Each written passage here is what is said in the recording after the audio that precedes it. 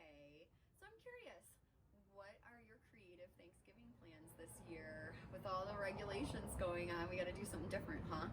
My sister, cousin, and I all did an early and non-traditional Thanksgiving this week with a Just Balls theme, and everything we served was round. We skipped the turkey and opted for Swedish meatballs, cheese balls, cheesy potato balls, Brussels sprouts, and topped it off with peanut butter Rice Krispie treat balls for dessert. Mwah.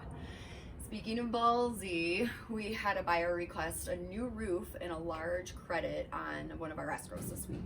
Needless to say, that did not go over well. This leads me to a quick discussion about buyer timelines, because it's important to understand your contingency periods when you're buying property in California.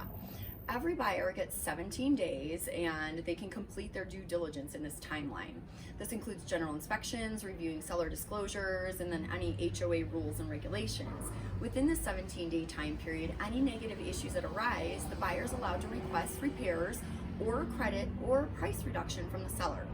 On this particular property, the general inspection uncovered that the roof was at the end of its life, plus the plumbing was galvanized and over 50 years old. Our client was already at the top of their price range just to win the bid on this one and did not have a re-roof or a repipe option in the short-term budget. So we sent the sellers a hefty repair request. Unfortunately, in this market, we are not able to really do that, and there was plenty of people in line for the property. So the sellers offered the buyer a typical $2,000 credit, and that just wasn't good enough in this particular case. Our buyer opted to cancel the escrow, and we're back to the drawing board with finding a cute home that has good bones this time. This is a perfect example of a buyer exercising their rights to back out within the contingency period, and it happens quite frequently. These contingency periods are designed to protect you.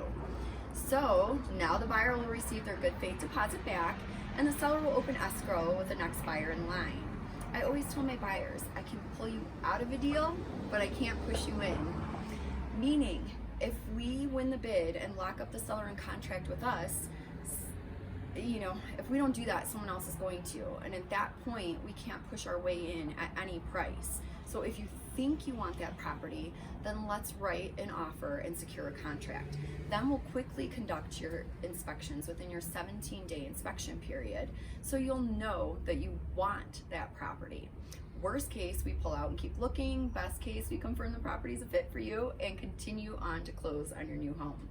I want you guys to know that I respect this process, and I respect your budgets, and I respect your needs. If we determine during inspections that this is not home sweet home for you, I'll make sure to get you out in time with your deposit back in your hand.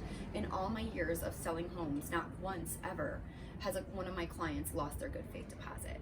So go ahead and take the leap of faith to offer, and then we'll determine which path to walk as we get these inspections done.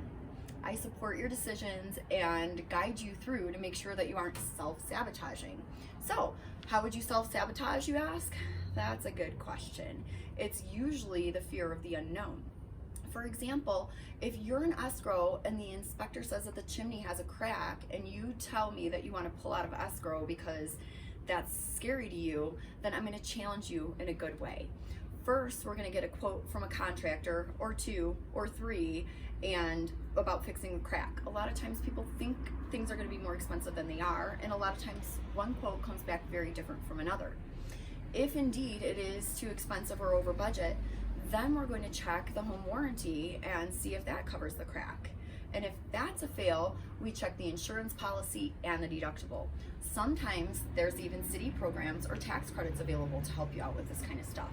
If all of these potential solutions don't solve the crack to your liking, we don't pull out yet.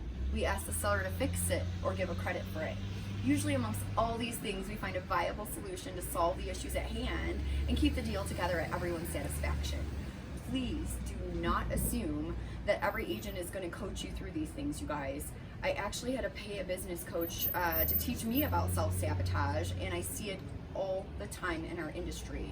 It's real and it kills deals. If you have a story about something like this, I'd love it if you shared. I frequently reference these stories from past clients as lessons for my new clients.